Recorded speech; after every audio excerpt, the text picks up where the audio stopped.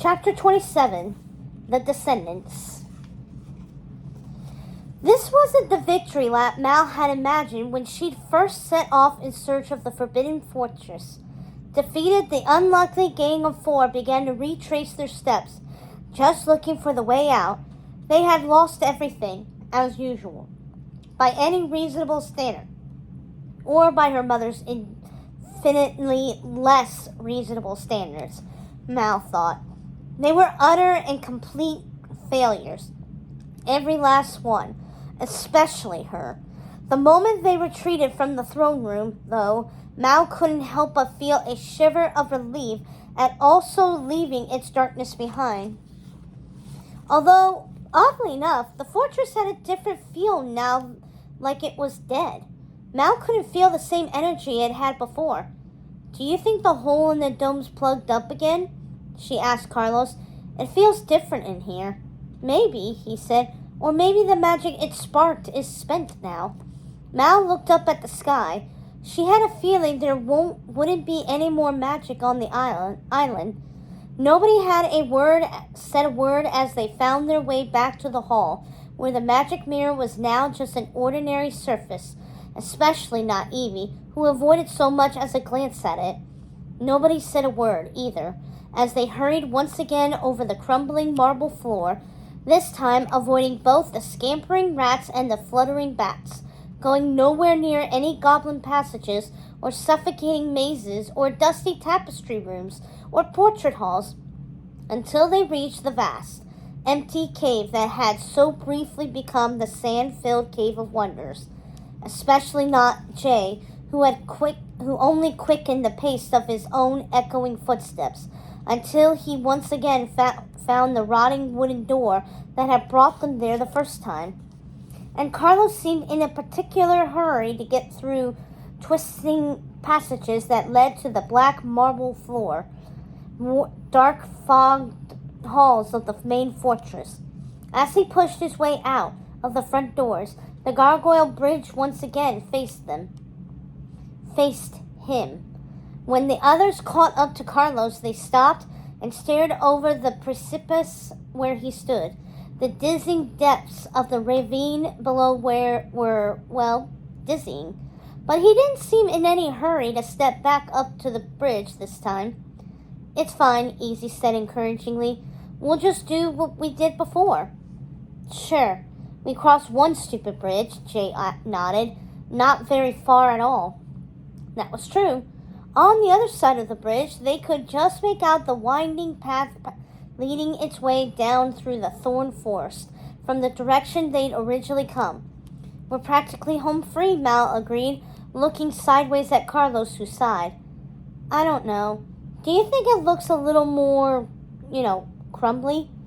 After all those tidal earthquakes we were feeling back there, it doesn't seem like the safest plan," he looked at Mal. Nobody could disagree. The problem was still the bridge. It was all in one piece this time, with no missing sections. But they all knew better than to trust anything in the fortress, and not one of them dared set foot on it after last time. Not after the riddles, though they made it over easily enough the first time. Once they'd answered the riddles, they hadn't thought about having to go out the way they'd come. "I don't know if I can do it again," Carlos said, taking in the faces of the once again stone gargoyles. He winced at the thought of their coming to life again. In Mal's own mind, he hadn't gotten much past imagining the scene where she reclaimed her mother's missing scepter and came home a hero. She had been a little foggy on the actual details beyond that, she supposed, and now that the whole redemption thing was off the table, she really didn't have a backup plan. But as she looked at Carlos, who stood there shivering, she suspected, at the memory of collapsing bridges and fur coats and a mother's true love that wasn't her son, Mal figured out a way home, across. Mal stepped in front of him. "You don't have to do it again." She took another step, and then another. "I mean, you don't get to hog all the cool bridge action," she said, trying to sound convincing. "Now it's my turn." "What?" Carlos looked confused. The wind picked up as Mal kept moving forward, but she didn't stop. Mal pulled her jacket tightly around her and shouted up at the gargoyles. You don't scare me. I've seen worse. Where do you think I grew up, Oridon? The wind howled around her now. She took another step, motioning for the other three to move behind her. Are you crazy? Jay shook his head, sliding behind her.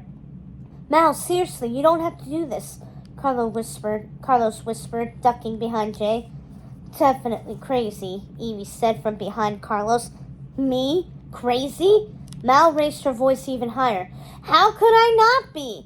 I go to school in a graveyard and eat expired scones for breakfast. My own mother sends me to forbidden places like this because of some old bird and a lost stick, she scoffed. There's nothing you can throw at me that's worse than what I've already got going. As she spoke, Mal kept pressing forward. She had crossed the halfway point of the bridge now, dragging the others right behind her. The wind roared and whipped against them as if it would pick them up and toss them off the bridge itself, if she let it. But Mal wouldn't.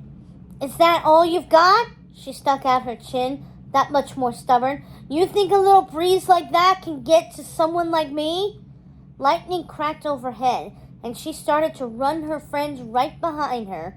By the time they reached the other side, the bridge had begun to rock so hard it seemed like it would crumble again.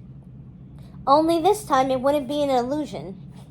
The moment Mal felt the dirt of the far cliff safely beneath her feet, she stumbled over a tree root and collapsed, bringing Carlos and Evie down with her. Jade stood there laughing, until he realized that he wasn't the only one laughing. You guys? Mal looked up. They were surrounded by a crowd of goblins, not unlike the ones who had chased them through the goblin passages of the Forbidden Fortress, except these particular goblins seemed to be of a friendlier variety. Girl, one said. Brave, said another. Help, said a third. I don't get it, Evie said, sitting up. Mal and Carlos scrambled to their feet. Jay took a step back. Finally, a fourth goblin sighed. I think what my companions are trying to articulate is that we're incredibly impressed by that show of fortitude, the bravery, the perseverance. It's a bit unusual in these parts. Parts, repeated the goblins. It talks, Evie said. Mal looked from one goblin to another. Thanks? Not at all, said the goblin. The goblins around him began to grunt animatedly, although Mal thought it might be laughter too. Carlos looked nervous. Jay just grunted back. The fourth goblin sighed again, looking back at Mal. And if you'd like our assistance in any way, we'd be more than happy to help convey you to your destination. He looked Mal over. She looked him over in return. Our destination? He suddenly became flustered. You do seem far away from home, he said, adding hastily, not to presume. It's a conclusion. I draw only from the irrefutable fact that neither you or your friends seem, well, remotely goblin-esque. The goblin's grunt laughed again. Jay stared. You're about 2 feet tall. How would a guy like you get people like us all the way back to town? Evie elbowed him. Not to be rude, Jay said. Rude? Chanted the goblins, still grunt laughing. I'm pretty sure that was rude, Carlos muttered. Ah, there you have it. Alone, we are, but a single goblin, perhaps even a brute. The goblin smiled. Together, I'm afraid we are a rather brutal army. Not to mention, we pull an excellent carriage. Pull! The goblins went nuts. An old iron carriage, like the kind you might have seen Belle and Beast ride away in, except black and burnt and nothing that either the Queen or King of Ordon would so much as touch, appeared in front of them. No less than 40 goblins manned either side, fighting for a grip of the carriage itself. Why would you do that? Mal said, as a good 7 goblins battled for the broken door open. Why are you being so nice? A good deed. helping a fellow adventurer. Perhaps there's a chance for us to get off this island yet, said the goblin. We have been sending messages to our dwarf kin, asking King Beast for amnesty. We've been wicked for such a very long time, you know. It does get tiresome after a while. I would kill for a cream cake. Currants, said a goblin. Chocolate chips, said another. Mal had to admit she was starting to feel a little exhausted herself. She knew because she slept the entire way home without even being embarrassed that her head was resting on Evie's shoulder. When Mal returned to the bargain castle, she fully expected her mother to scream invectives for her for failing in her quest. She opened the door slowly and stepped inside as quietly as she could, keeping her eyes on the ground. It was no use. Maleficent was on her throne. So, the prodigal daughter returned, she said. Her voice sounded different. Mother, I have something to... Mal stopped, looking up, and stared, and then stared some more, in about 10 different varieties of shock, because she found herself staring at the long black staff with the green globe at its top that her mother was holding. The dragon's eye. Is that? She couldn't speak. Maleficent nodded. Yes, it is the dragon's eye. And yes, you did fail me. But thankfully, not all my servants are as useless as you. Mal ignored the word servant. But how? Maleficent laughed. Silly child, what do you know about quests? But we found it in the Forbidden Forest. I just touched it an hour ago, said Mal. It was in your own throne room, suspended on the wall, where you could see it from where your throne used to sit. Her mother eyed her. Mal couldn't be certain, but it was possible, for the briefest of all split seconds, that her mother was the slightest bit impressed. I touched it, and that thing knocked me unconscious. You touched it? You don't say, said Maleficent. Well, good job, you. You really are as soft as your father. Mal bristled. I don't understand. You touched the dragon's eye instead of tricking one of the others into doing it? Such weakness. I didn't want to believe the news when I heard it. Maleficent banged her staff upon the floor next to her feet. How many times, Mal? How many more will you shame me? She rolled her eyes. I sent Diablo out after you to retrieve the eye for me. He must have taken it from you while you were sleeping off the curse. She shook her head. I knew you wouldn't have it in you to do what needed to be done. And I knew I couldn't take any chances. It appears I was right. Again. Diablo called proudly. So she'd been right about feeling as if they were being followed. Of course, that was Diablo. Mal felt like giving up. It never mattered how hard she tried or what she did. She would never impress her mother. Even now, her mother had eyes only for the dragon's eye. The only thing is, it's broken, said Maleficent with a frown. Look at the eye. It's dead. For a moment, she sounded like the same angry little girl who had cursed the baby over a party invitation. Mal remembered all too well, and she looked at her mother through new eyes. Well, the dome is still up, said Mal finally. It keeps the magic out.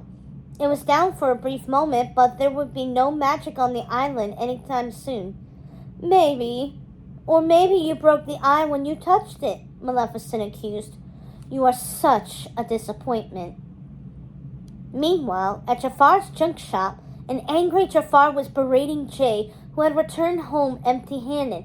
So you're saying you did find the dragon's eye, did you? So where is it then? It disappeared, Jay protested. 1 minute we had it, and then we lost it.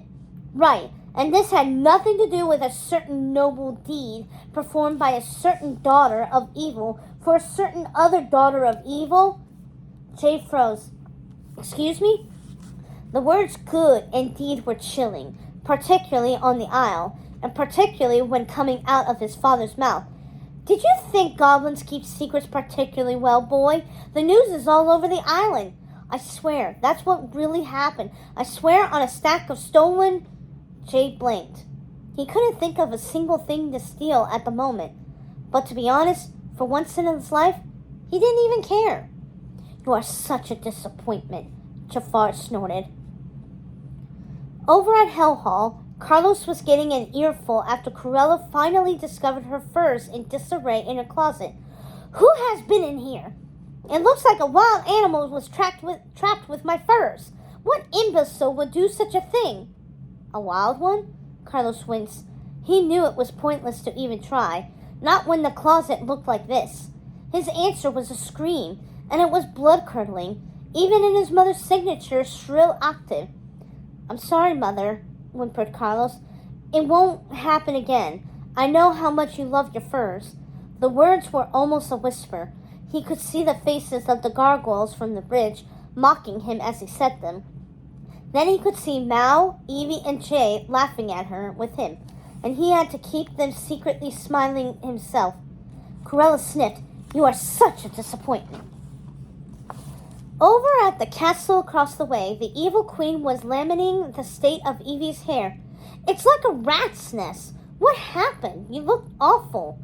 I'm sorry, Mother. We ran into...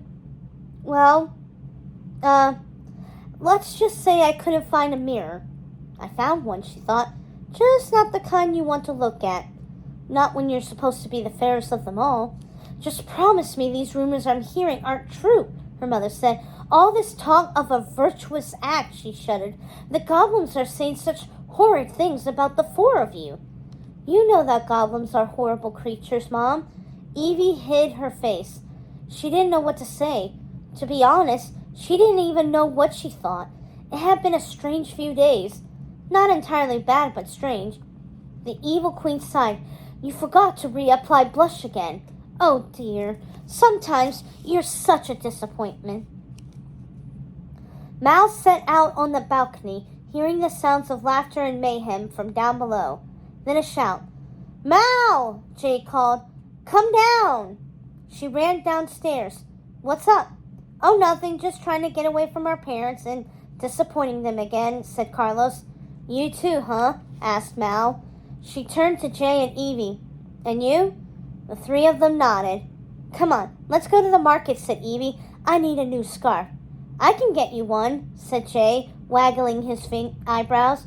Oh, and Evie, here you go, he said. I believe this might be yours. My necklace, said Evie, putting the poison heart charm around her neck once more with a smile. Thanks, Jay. I found it. In his pocket, said Mal, but even she was grinning. With a whoop, the four descendants of the world's greatest villains ran through the crowded streets of the Isle of the Lost, causing havoc, stealing and plundering together, while the citizens of the island ran the other way.